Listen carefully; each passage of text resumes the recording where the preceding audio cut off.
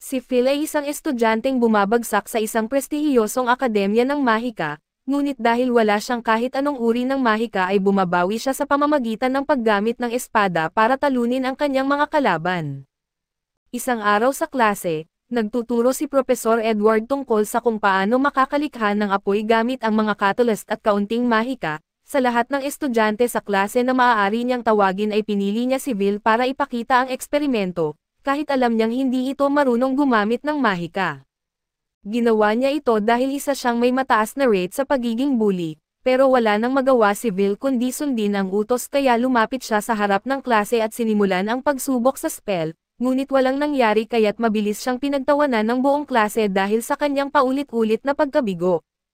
Sinabi ni Edward sa kanila na magkalma, ngunit iyon ay dahil gusto niyang personal na ipahiya si Phil dahil hindi niya magawa ang isang simpleng spell. Excellent si Phil sa teorya ng mahika ngunit wala siyang kahit anong talento sa mahika, kaya't kinamumuhian siya ni Edward dahil iniisip niyang kaya niyang mag-aral sa isang paaralan ng mahika kahit wala siyang mahika. Isang estudyante sa kanyang klase ang nagsagawa ng spell na apoy mula sa kanyang upuan upang apuyan ang catalyst sa harap ni Phil. Bagamat walang pakialam si Edward sa kaligtasan ni Phil ay masama pa rin sa kanyang record kung masunog ang kanyang estudyante, kaya't pinakiusapan niya si Sean na huwag nang gumawa ng mapanganib na bagay sa hinaharap. Nag-apologize si Sean at sinabing tinutulungan lang niya si Phil dahil malinaw na hindi niya magagawa ang demonstrasyon. Pagkatapos noon ay tinapos ni Edward ang eksperimento at nagsimula ng isang talumpati tungkol sa kung gaano kataas ang halaga ng mahika sa mundong ito. Kaya't ang mga taong walang talento dito ay walang karapatang mag-aral sa akademya ng mahika at lahat ng ito ay kanyang sinabi habang tumitingin ng diretso kay Phil. Pagkatapos ng klase, pagod na pagod si Phil dahil sa lahat ng pangungutya na natanggap niya, pero gustong-gusto pa rin siyang malait ng mga tao kaya't sinundan siya ni Cheyenne palabas ng klase upang ipagpatuloy ang pangungutya at sa kabutihang palad, may ilang tao pa rin nakampi kay Phil tulad ni Colette na dumating upang ipagtanggol siya.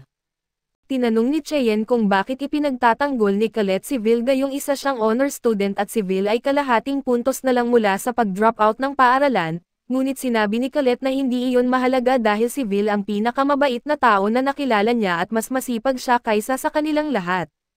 Napatigil si Cheyenne sa sandaling iyon pero pagkatapos ay tumawa siya dahil kahit gaano kabait o kasipag ito, hindi mababago ng pagiging mabait ni Phil ang katotohanang hindi siya marunong gumamit ng mahika at hindi siya magiging isang magic avenger nang wala ang kakayahang ito. Umalis na si Cheyenne at ang kanyang mga kaibigan, iniwan si Phil sa kanyang kalagayan at habang naglalakad sila ni Colette, sinabihan siya ni Colette na huwag pansinin ang mga sinabi ni Cheyenne at Profesor Edward dahil ginawa lang nila iyon para siya ipahiyain. Pero sinabi ni Phil na ayos lang iyon dahil talagang hindi siya marunong gumamit ng mahika at sa totoo lang, swerte siya dahil sa kanilang pangungutya at naging interesado ang isang cute na babae tulad ni Colette na makasama siya. Nahiya si Colette sa sinabi ni Phil kaya sinabihan niya ito na ang panunuyo ay hindi makaka-fall sa kanya, pero sinabi ni Phil na nagsasabi lang siya ng totoo dahil talagang cute si Colette para sa kanya at lalo pa siyang nahiya at muntik na siyang bumagsak. Kaya tinulak niya muna si Phil ng kaunti para makapag-isip ng maayos at manatiling kalmado. Siya ay isang marangal kaya hindi niya pwedeng hayaan ang sarili na umibig agad, matapos niyang makabawi sa kanyang hiya ay tiningnan niya si Phil pero abala itong nakatingin sa langit dahil napakaganda nito ngayon. Noong araw ang mga tao sa mundong ito ay nabubuhay sa ilalim ng kadiliman at natatakot sa mga celestial na namumuno sa kanila. Ngunit nagbago ang lahat ng nagsanib puwersa ang Shadow Wizard Money Gang, upang labanan ang mga celestial at dalhin ang liwanag sa lahat at ang mga wizards na ito ay naging kilala bilang mga magic vendor at itinuturing silang may pinakamataas na antas ng mahika. Walang mga mages na nabubuhay ngayon ang nakapagpatuloy ng kanilang pamana. Nagtataka si Colette kung pinapanood sila ng Ice Maiden na si Albus Vina ngayon, at sinabi ni Phil na sigurado siyang tinitingnan sila nito mula sa kanyang bintana sa tuktok ng mundo. Noong bata pa si Phil ay mayroon siyang kaibigang tinatawag na Alaria na laging nagkukwento tungkol sa araw at buwan na nabasa niya sa mga libro, lalo siyang nasabik na makita ang paglubog ng araw dahil ito'y napakaganda, kaya't umaasa siyang magiging magic vendor sila balang araw at makita ito ng magkasama. Nangako si Phil na magiging isang magic vendor siya kasama ni Alaria, pero kahit na ito'y isang pangako lamang ng mga bata, si Alaria ay nagtrabaho ng husto para matupad ito at sa kalaunan ay narating niya ang tuktok ng tore dahil sa kanyang pagsusumikap. Sa kabilang banda ay walang talento si Vil para tuparin ang kanyang pangako, ngunit patuloy pa rin siyang nagsikap na marating ang tuktok ng tore kahit na ito'y tila isang delusional na pangarap. Ngunit kahit matatag ang kanyang determinasyon ay hindi nito napipigilan si Vil na matakot kapag siya ay napapagalitan. Nakiusap si Vil kay Professor Winner na magkalma ng kaunti, ngunit tama lang nagalit si Winner dahil pumasok si Vil sa dungeon muli kahit alam niyang delikado ito at umabot pa siya hanggang sa ikapitong palapag. Nag-aalala si Winner na baka mapahamak si Vil kaya nakiusap si Vil ng kapatawaran at tinanong kung pwede na ba siyang makakuha ng dagdag na puntos. Galit pa rin si Winner dahil pumasok si Vil sa dungeon ng mag-isa at dahil nakapag-uwi si Vil ng patunay na nakapatay siya ng masamang gwardya, binigyan siya ng 2 puntos na dagdag na credit at nagdiwang si Vil kasama ang kanyang alagang hayop habang inaayos ni Winner ang mga papeles. Habang ginagawa niya ito, tinanong ni Winner si Vil kung hindi pa rin ba siya sumusuko sa pangarap niyang maging isang Magic Vander. At para maging isang Magic Vander ay kailangan munang makapasa ni Vil sa isang mas mataas na institusyon, at para magawa iyon ay kailangan niya ng kabuuang 7,200 credit. Karaniwan ay nakakakuha ang mga estudyante ng mga credit na ito sa mga asignaturang tulad ng pagsulat at pagkakatha ng spell, pero dahil hindi marunong gumamit ng mahika si Vil ay hindi siya makakakuha ng credit mula sa mga ganitong asignatura. Alam na ni Vil ito kaya't gusto niyang bumawi sa pamamagitan ng pagkuha ng dagdag na trabaho sa pagsasanay, pero ipinaliwanag na ni Winner sa kanya na halos imposibleng makakuha ng sapat na credit sa pagsasanay lamang at naiintindihan ni Vil na maliit ang tsansa niya, pero gusto pa rin niyang umasa na matutupad niya ang kanyang pangako na maging isang Magic Vander. Sa kahit anong kaso ay sinabi ni Winner kay Vil na malayo pa ang pagiging Magic Vander at baka hindi pa siya makapagtapos kung hindi siya magsisimulang kumita ng mas maraming credit. Narinig ni Winner na hindi nakakuha ng kahit anong credit si Vil sa kanyang huling pagsusulit, kaya't kailangan niyang makakuha ng karagdagang 4 na credit bago matapos ang linggo kung ayaw niyang bumagsak. Nagulat si Vil dahil ibig sabihin nito ay may 2 na lang siyang araw bago ang deadline. Wala na siyang ibang pagpipilian kaya nagsimula siyang maghanap sa kanyang mga tala ng halimaw na maaari niyang mapatay na may katumbas na 4 na credit. Talagang desperado siyang makahanap ng paraan kaya't kahit ayaw ni Winner na hikayatin si Vil na pumasok muli sa dungeon, sinabi niya kay Vil ang tungkol sa isang halimaw na tinatawag na Basker na nasa ika-6 na palapag ng dungeon. Hindi pa na isasubmit ni Vil ang isang iyon kaya't maaari niyang makuha ang kinakailangang credit mula sa pagpatay dito.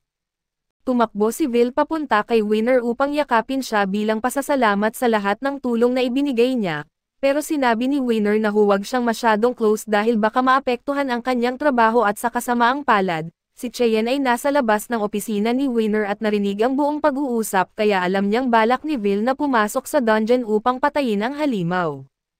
Bilang isang tunay na bully, plano ni Cheyenne na pumunta doon at patayin muna ito upang hindi makakuha si Vil ng sapat na credit para manatili sa paaralan at makalipas ang ilang sandali, dumating si Vil sa ika-6 na palapag ng dungeon at nasa mabuti siyang kalagayan dahil nakalaban na niya ang isang Baskerville noon, kaya't dapat ay madali na ito para sa kanya. Hindi sang-ayon ang kanyang alaga sa ideya na magpunta siya roon na puno ng kumpiyansa. Pero sinabi ni Vil na wala siyang dapat alalahanin basta't maging maingat lang siya sa apoy ng hininga ng Baskerville at hindi siya masunog tulad ng dati.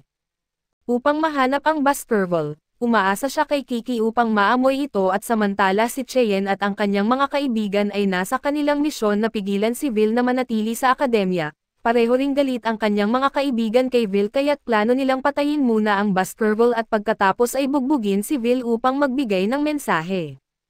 Sumasang-ayon ang lahat sa plano, ngunit nagtanong ang isa sa mga kaibigan niya kung ligtas ba talaga para sa kanila na nasa ganito kalalim ng dungeon na 3 lang sila. Na-offend si Cheyenne sa tanong at sinasabing sapat na siya upang mapanatiling ligtas ang lahat.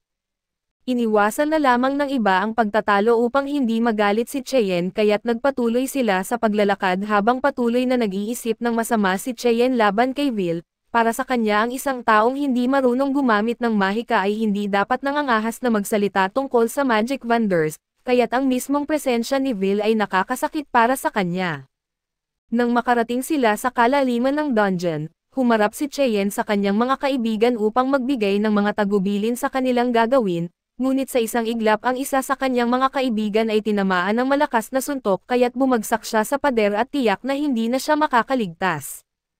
Nanatiling kalmado si Cheyenne habang humaharap sa halimaw, pero ang isa sa mga kaibigan ni Cheyenne ay nagsimulang magpanik at narinig ni Vil ang mga sigaw at agad niyang napagtanto na may nasa panganib, kaya't dali-dali siyang pumunta upang tumulong. Hindi siya makapaniwalang may ibang tao sa ganito kalalim ng dungeon, pero mula sa narinig niya ay hindi sila masyadong malayo at nang makarating si Vil sa pinanggalingan ng sigaw, nagtago siya sa likod ng pader at nakita ang isang tao na desperado na nagbitaw ng mga fireballs sa halimaw habang nanginginig sa takot. Wala namang epekto ang mga atake nito sa halimaw at ang halimaw na iyon ay isang evil sentinel na alam ni Vil na may katumbas na 10 puntos. Hindi pa siya nakakita ng ganito sa personal dahil ang tirahan ng sentinel ay dapat nasa mas malalim na bahagi ng dungeon, kaya't hindi malinaw kung bakit narito ito sa ika-6 na palapag. Mas mahalaga ang taong inaatake nito ay si Cheyenne at wala ni isang spell niya ang umapekto sa sentinel kaya't wala siyang laban. Ang unang pumasok sa isip ni Vil ay iligtas si Cheyenne, pero nag-isip siya saglit at napagtanto na simula pa lang ay kinamumuhian na siya nito kaya't bakit siya kailangang mag-abala na iligtas ito ngayon. Wala namang makakaalam kung iiwan na lang niya itong mamatay. Papikit na sana si Vil at magpapanggap na wala siya doon pero bigla niyang naalala ang sinabi ni Alarian na gusto niya kung gaano kabait at matapang si Vil, kaya't binigyan niya ito ng isang pares ng goggles bilang regalo. Mayroon pa rin si Vil ng parehong goggles hanggang ngayon, at kung gusto niyang patuloy na maging tao na laging hinahangaan ni Alaria, kailangan niyang itabi muna ang personal na galit at iligtas si Cheyenne kahit pa ito'y isang walang kwenta.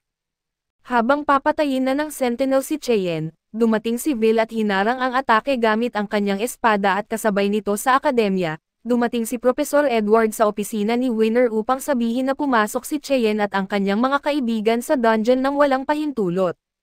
Gusto ni Edward na gamitin ni Winner ang kanyang alaga upang hanapin sila bago sila mapahamak. Kinuha ni Winner ang kanyang ibon at tinanong kung saan nagpunta sina Cheyenne at sinagot ni Edward na dapat nasa ika-6 na palapag sila at nang marinig ito ni Winner, nabuhayan siya ng loob dahil kasama nila si Vil at hanggat naroon siya ay kaya niyang harapin ang anumang halimaw na umatake.